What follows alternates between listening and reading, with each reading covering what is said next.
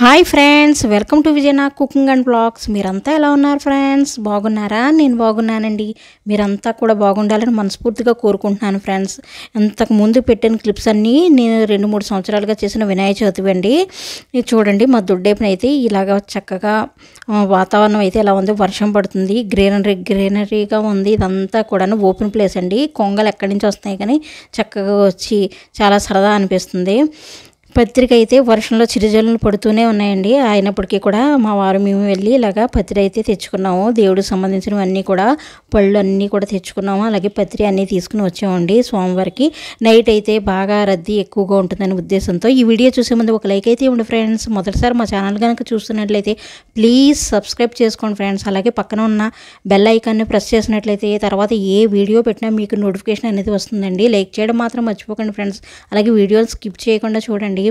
Compulsory పూజలో మారేడుకాయ అనేది, ఏలక్కాయ అనేది కంపల్సరీ కొనుక్కుని ఉంచుకోవాలండి. వినాయకునికి బాగా ఇష్టమైనవి ఫ్రూట్స్లో అవి కంపల్సరీ పెట్టాలంటారు. అలాగే అరటిపొడి కూడాను. మొత్తం పత్రి అన్నీ కూడా ఏమేం కావాలో అవి మన స్తోమత తగ్గట్టుగా మేము తీసుకుని అయితే వచ్చామండి. మన ఇష్టం అండి. ఒక్కొక్కళ్ళు ఒక్కొక్క రకంగా ఎక్కువ ఫ్రూట్స్లో అన్ని రకాలు కొనుక్కుని పెట్టుకునే వాళ్ళు ఉంటారు. కొంతమందికి పాలబిల్లి ఆనవాయితీ ఉంటుంది, కొంతమందికి ఉండదు, కొంతమందికి కలిసి ఉంటుంది, కొంతమందికి ఉండదు. అలాగా వాళ్ళ ఆనవాయితీ ప్రకారం ఈ వినాయక చతుర్థి పూజ అనేది చేసుకుంటారు స్వామివారికి.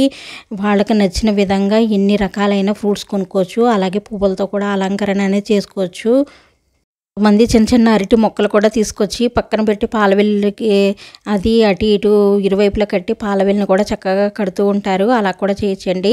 ఆ రోజు నైటే మా వారు శుభ్రంగా స్నానం చేసి ఇంకా మామిడాకులు అవి తీసుకుని వచ్చేవి పత్రి అవి వేరుపాటు చేసి పక్కన పెట్టారండి. మామిడాకులు అయితే ఇంటి గుమ్మాలుగా అది కట్టుకుంటూ వచ్చారు ఆయన. నేనైతే మొత్తం మిగతా పనులన్నీ చేసుకున్నాను ఫ్రెండ్స్. ఇల్లు అది శుభ్రంగా ముందు రోజే మనం చేసేసుకున్నాం. అయినప్పటికీ కూడా ఆ రోజు నైట్ కూడా ఒకసారి తడుగుడు అనేది పెట్టుకున్నాను నేను. అంటే ఇల్లు అది బయటికి వెళ్ళి వచ్చాం కదా అని ఉద్దేశంతో. కంపల్సరీ వినాయక పూజకి అయితే ఈ జిల్లేడు పూలు అనేవి కంపల్సరీ పెడతారండి. పెడితే మంచిదని అంటూ ఉంటారు కదా. ఇలాగ ఇంటి గుమ్మాలకి మొత్తం 4 గదులకి మా వారు కట్టుకుంటూ వచ్చారు. పాలవిల్లు అనేది ఎప్పుడూ కూడా సిద్ధం చేసుకుని, అంటే పురుకోస అది కొత్తది కట్టుకుని శుభ్రంగా కడిగి పక్కన పెట్టుకుని ఉంచుకుంటాం తప్ప తెల్లారి లేచిన తర్వాత నైట్ ఎప్పుడు పాలవిల్లు కట్టకూడదు, నిద్ర అవుతుంది, నిద్ర అయిన పాలవిల్లుతో పూజ చేయకూడదని అంటూ ఉంటారు పెద్దవాళ్ళు. అందుకే మార్నింగే కడతారండి. నైట్ కూడా నేను తులసం దగ్గర ఒక అగ్రపుల్ల అనేది వెలిగించుకుంటాను. అంటే కంపల్సరీ సంధ్యాదీపం అనేది ఉదయం సాయంత్రం, వీలైతే ఉదయం కుదరకపోతే సాయంత్రం అయినా సంధ్యాదీపం తులసం దగ్గర పెట్టుకుంటే మంచిదని పెడుతూ ఉంటాను నేను. ఎప్పుడు ఇంట్లో నిత్య దీపాలను చేస్తూ ఉంటాం కనుక. ఇదిగోండి, ఈ విధంగా అయితే అలంకరణ అనేది మామిడాకులతో అలంకరణ చేసుకున్నాం. నాకైతే మామిడాకులు ఇంటికి కట్టుకోవడం అంటే చాలా ఇష్టం ఫ్రెండ్స్. మాకంటూ ఒక సొంత ఇల్లు ఉన్నట్లయితే చిన్న మామిడి చెట్టు అన్నా వేసుకుని నాకు వారాలు ఎప్పుడైనా సరే మామిడాకులు ఇంటికి కట్టుకోవాలని ఇష్టపడుతూ ఉంటాను. నాకు ఎక్కువగా పువ్వులు అవి పెట్టుకుని నేను అలంకరించుకోవడం కన్నా దేవునికి అలంకరణ చేయడం అంటే చాలా ఇష్టం అండి, చిన్నప్పటి నుంచి కూడాను. సో పాలవిల్లు అయితే మా వారు తెల్లారి లేచిన తర్వాత తొందరగా ఆయన కూడా స్నానం అది చేసి ఇంకా పాలవిల్లు అయితే ఇలాగా సిద్ధం చేసి నాకు ఇచ్చారు. నేనైతే దేవుడి దగ్గర ఇలాగన్నీ సిద్ధం చేసుకుంటున్నానండి. కంపల్సరీ ఏ పూజకైనా సంకల్పం చెప్పుకొని మనకి కలశం అనేది ఏర్పాటు చేసుకుని పక్కన పెట్టుకోవాలి. ఆ కలశంతోనే సంప్రోక్షణ చేయాలన్నా, దేవుడికి ఏ 16 ఉపచారాలు ఏం చేయాలన్నా కూడా అది కంపల్సరీ ఉపయోగపడుతుంది. దాంట్లోనే కొంచెం వాటర్ వేసి, అలాగే కొంచెం అక్షంతలో ఒక పువ్వు వేసి తమలపాకు మూత వేసి ఉంచాలండి. తర్వాత అప్పుడు భార్యాభర్తలు ఇరువురు కలిసి సంకల్పం చెప్పుకుని అప్పుడు పూజ అనేది ప్రారంభిస్తూ ఉంటారు. ఏ పూజకైనా సరే వినాయకుడినే కదా ముందుగా ఆరాధిస్తాం. అలాంటిది వినాయక చవితి రోజునే వినాయకుడిని ఆరాధించడం చాలా శుభప్రదం. వినాయక చవితి చేసుకోలేని వాళ్ళు అంటే ఎవరో ఉంటారు. కనీసం చేసుకోకపోతే అక్షంతలైనా ఆ రోజున ఎవరన్నా అడిగినా సరే, పూజ చేసుకున్న వాళ్ళని అడిగినా సరే అక్షంతలు వేసుకుంటారు. ఈ వినాయక చతుర్థి పూజ అయితే ఇలా సింపుల్గానే చేసాం ఫ్రెండ్స్. ఈ సంవత్సరం అయితే లక్ష్మీదేవి పూజ కానీ వినాయక పూజ కానీ సింపుల్గానే చేశాను. ఎందుకంటే కొంచెం హెల్త్ బాగోకపోవడం వల్ల నేను ఎక్కువగా పనులు అవి చేయలేకపోయేదానండి. అందువల్ల ఇంకా సింపుల్గానే చేశాను. ముందుగా అయితే మా వారు ఇంకా వినాయక పూజకి ఆయన దీపారాధన అయితే చేసుకుంటున్నారండి. దీపారాధన చేసిన తర్వాత నేను కూడా దీపారాధన చేసుకోవాలి.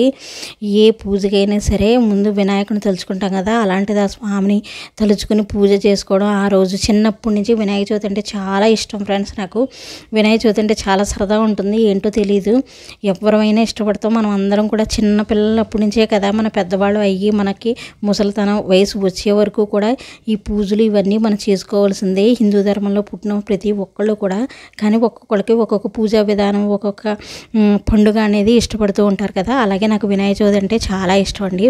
ముందుగా అయితే దీపారాధన చేసిన తర్వాత గంటారావం చేసుకోవాలి. ఏ పూజకైనా సరే ధ్యానం చెప్పుకోవాలి, అలాగే ఆవాహనం చెప్పుకోవాలండి. వినాయకుడిని కంపల్సరీ ఆసనం, పాద్యం, ఆర్జ్యం, అలాగే శుద్ధ ఆచమనం, మధుపర్కం, పంచామృత స్థానం ఇలాగా 16 ఉపచారాలు చేసుకుంటూ రావాలి.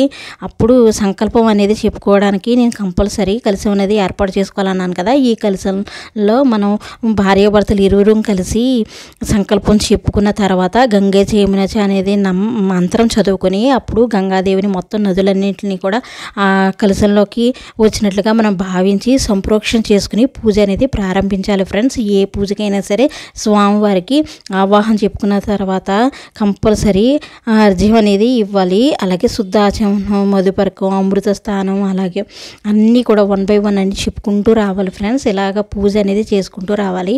ఏ పూజ అయినా సరే 1-2 సార్లు మనకు కష్టంగా అవుతుంది మనకి రానప్పుడు, కానీ మనం చేస్తూ ఉండగా ప్రతి పూజ మనకు అలవాటైపోతుంది. ఏ ఒక్కళ్ళం కూడా అమ్మ కడుపులోనే అన్నీ నేర్చుకోం కనుక ఏ పూజ అయినా సరే ఈజీగా ఎవరైనా చేయగలుగుతారండి. కొంచెం మనం తెలుసుకోగలిగితే సరిపోతుంది. మా వారు ప్రతి పూజకి ఆయన పక్కన ఉంటారు కనుక ప్రతిదీ ఆయన చదువుతూ ఉంటే నేను చేసుకుంటూ వస్తాను ఫ్రెండ్స్. ఈ విధంగా అయితే చేసుకుంటామండి మేము పూజ అనేది.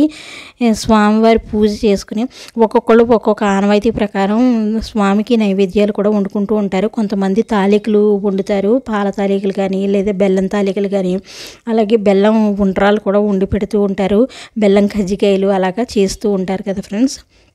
ఇదిగోండి 1 by 1 స్వామివారికి ఇలా చదువుకుంటూ రావాలి అన్నీ కూడాను. స్వామివారికి అదంగ పూజ, ఓం గణేశాయ నమః, పాద పూజయామి అలాగా చదువుకుంటూ రావాలండి. అది కూడా కంపల్సరీ చేయాలి.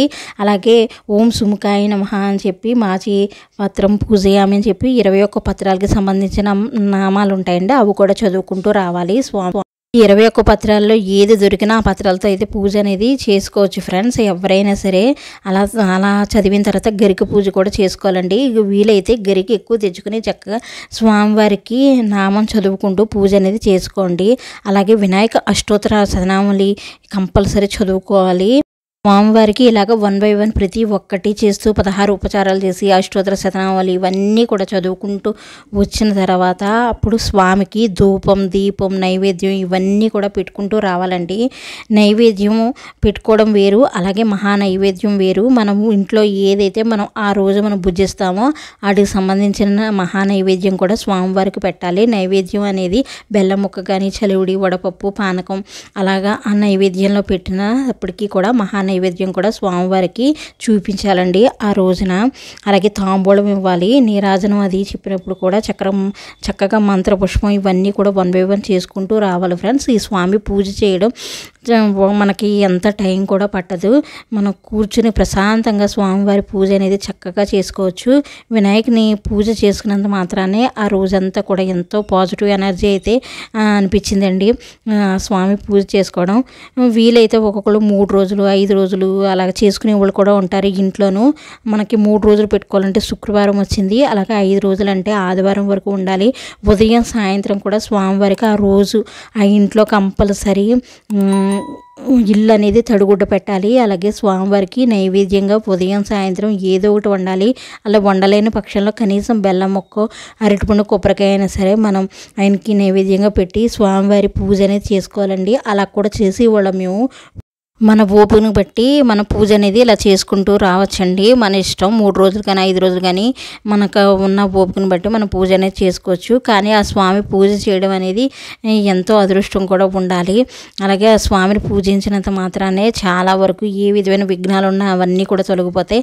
కంపల్సరీ కథ చదువుకుని కథాక్షంతలు అనేవి మనం ప్రతి ఒక్కళ్ళం కూడా శిరస్సుపై వేసుకోవాలండి. ఆ రోజు వేసుకోవడం కూడా మంచిది.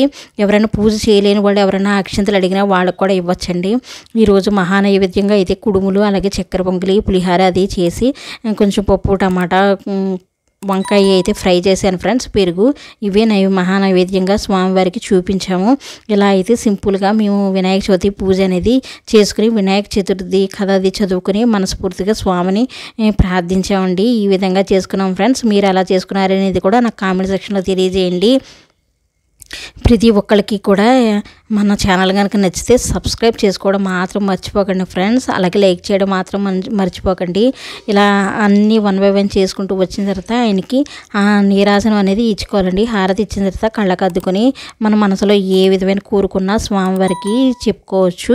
ఇంకేం కోరుకుంటాం ఫ్రెండ్స్, స్త్రీలు అయితే ఎప్పుడు నిత్య సుమంగళిగా ఉండాలని కోరుకుంటాం. బిడ్డ పాపలతో చల్లగా ఉండాలని, బిడ్డలు బాగుండాలని, ఇదే కదండి కోరుకునేది.